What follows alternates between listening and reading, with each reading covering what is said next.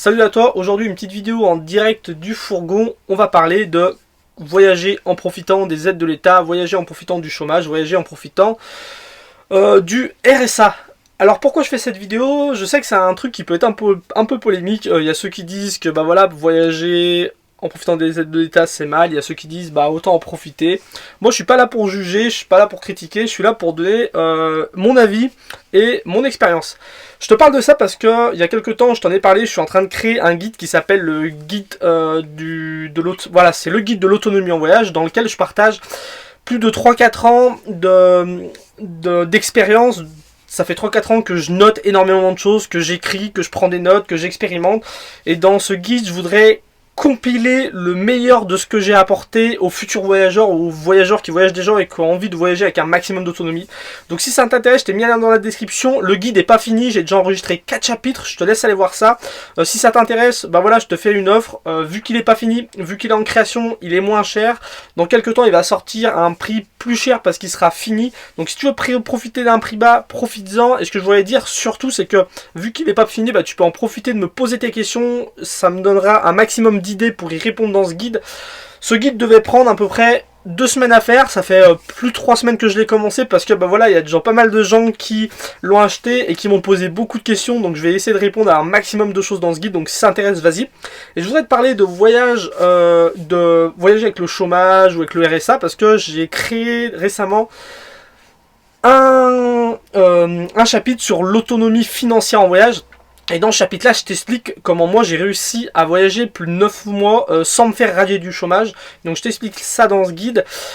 Et voilà, peut-être que toi ça te choque en fait. Ça te choque de parler de ça, de parler de voyager au chômage. Je voudrais te donner mon avis. Tu sais, aujourd'hui il y a plein de gens qui veulent partir voyager. Parce qu'en fait ils se sont retrouvés au chômage. Enfin il y a plein de gens qui ont été obligés de quitter leur boulot. Il y a des gens qui se sont fait licencier, des gens qui sont arrivés en fin de contrat et ils se retrouvent au chômage. Et quand tu te retrouves au chômage, bah voilà, tu peux avoir cette tentation de me dire bah voilà, moi pendant quelques mois je vais toucher le chômage. Qu'est-ce que je fais? Est-ce que je vais tout de suite chercher un boulot? Est-ce que je reste chez moi à rien faire parce qu'en fin de compte tous les boulots qu'on me propose ils sont pourris? Ou est-ce que bah j'en profite pour partir voyager en fait? Et tu sais, quand tu es au chômage, bah il n'y a pas beaucoup d'offres qui s'offrent à toi. Enfin, c'est soit tu choisis un boulot qui te plaît pas, qui est mal payé souvent, soit bah, on te force à faire une formation qui sert à rien, ou soit bah, tu finis chez toi à attendre que ça passe en espérant de trouver un boulot un petit peu correct. Et bah, au bout d'un moment, tu es obligé de trouver un boulot un petit peu correct, ou en fin de compte, tu finis au RSA. Je te parle de ça parce que tout le monde connaît aujourd'hui des gens qui se retrouvent au chômage. Sûrement que toi, dans le monde où on vit, tu t'es déjà retrouvé au chômage. Et c'est un peu comme ça que ça se passe. Et moi, en fait, je trouve ça ridicule de forcer des gens à aller suivre une formation qui les intéresse pas, juste pour continuer à toucher son chômage. Je trouve ça ridicule de dire à quelqu'un d'aller faire un boulot pour juste un mois ou deux, un boulot qui lui plaît pas, voilà, qui l'intéresse pas, ou va être obligé de se forcer de bosser, alors qu'il y a une autre option qui consiste à vraiment trouver ce que tu as envie de faire dans ta vie et le faire.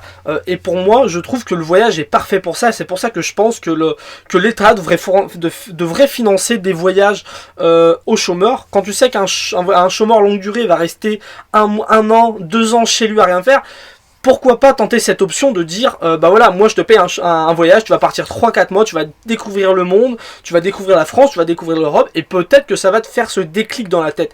Et ce déclic, moi j'en suis la preuve que ça marche. Le fait de partir voyager, ça m'a apporté énormément dans ma vie, ça m'a expliqué, ça m'a appris qu'est-ce que je voulais faire de ma vie. Et c'est pareil pour plein de gens. Je vois des gens très proches de moi, des gens de ma famille qui savaient pas quoi faire de leur vie. Voilà, quand t'es jeune et tout, bah je sais pas, t'as 16, 17, 18 ans, t'as aucune idée de ce que tu veux faire, et voilà, qui sont partis voyager. En revenant, ils se sont dit bah moi je veux faire ça. Ça voulait pas dire qu'ils ont trouvé leur vocation en disant bah je vais faire tel travail, je vais prendre tel poste. Non, ils se sont dit bah moi je vais me lancer peut-être dans l'humanitaire, moi je vais me lancer dans l'associatif. Il y en a, j'ai mon meilleur pote avec qui je suis parti la première fois voyager en France, bah il est en train de s'installer en apiculture. Voilà, il a trouvé ce qu'il voulait faire et ça a été grâce au voyage qu'il a trouvé ça. Et voilà, il y a plein de gens qui sont partis voyager, à qui le voyage, ça leur a donné l'inspiration de savoir qu'est-ce qu'ils avaient envie de faire dans leur vie. Le voyage, il permet de te déconnecter, de la vie, de ta vie, de te déconnecter du système, et ça permet de se reconnecter à soi et ce que le monde a vraiment besoin. Et moi, je trouve ça très fort. Tu sais, il y a une association, tu peux aller voir ça s'appelle Seuil. Seuil, c'est une association qui permet à des jeunes en difficulté, veulent partir en prison, ils partent faire un voyage à pied. Et Seuil, ce qui montre par les statistiques, c'est que il y a beaucoup moins de chances de récidive après un voyage à pied que de récidive après un passage en prison. C'est prouvé par les chiffres, ils ont étudié, il y a un livre qui est sorti, je n'ai plus le nom en tête, je l'ai lu ce livre, il est super intéressant, c'est des témoignages de jeunes qui sont partis avec l'association Seuil, et tout ça pour te dire que c'est une preuve que le système, les solutions qu'il nous propose, ça soit de dire t'as fait une bêtise, on va te mettre en prison, c'est peut-être pas forcément la meilleure solution, parce que si on prend un jeune qui a fait une bêtise, on l'envoie marcher sur les chemins, et il revient et il a moins de chances de récidive. Et moi je pense que c'est la même chose pour un chômeur. On veut lui dire voilà, toi ce qu'on va faire, c'est que on va te donner le chômage, mais tu vas être obligé de passer des formations pourries, on va te mettre la pression pour que tu trouves un travail pourri. Moi je pense que ça peut être utile de dire toi en tant que chômeur, ce qu'on va faire, c'est qu'on va te faire partir voyager, et peut-être que tu vas découvrir ta vocation.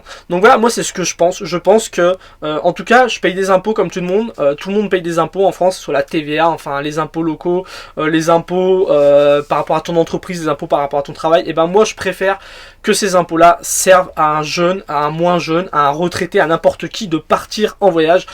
C'est les valeurs que je défends sur cette chaîne, et c'est ce que je pense profondément. Dis-moi toi ce que tu en penses dans les commentaires. Est-ce que tu penses que voilà, c'est bien de voyager au chômage ou pas? Alors moi j'ai déjà voyagé au chômage, j'ai déjà voyagé ici quand j'étais en RSA, tu sais, moi j'ai passé plus de 4 ans sur les routes avec un sac à dos, donc forcément quand ça devient un mode de vie, tu peux avoir des hauts et tu peux avoir des bas, comme dans la vie en général. Tu sais, quand tu voyages pendant 4 ans, c'est plus juste un voyage, c'est vraiment un mode de vie, c'est du nomadisme, et voilà, tu peux avoir aussi des hauts, des bas, tu peux avoir des problèmes, des choses que tu n'avais pas prévues. Et ce qu'il faut savoir, c'est que par contre je te dis pas mise tout là-dessus. Moi je me rappelle, il y a une époque où j'ai fait une demande de RSA en voyageant, et c'était pas que j'en avais besoin, parce que moi j'ai toujours trouvé du travail facilement en voyageant, que ce soit dans l'agriculture, je me suis toujours débrouillé, mais j'avais envie de tester ça. Est-ce que c'est possible de voyager quand on est au RSA par exemple? Je voulais vraiment tester pour l'expérimenter, pour vous le partager.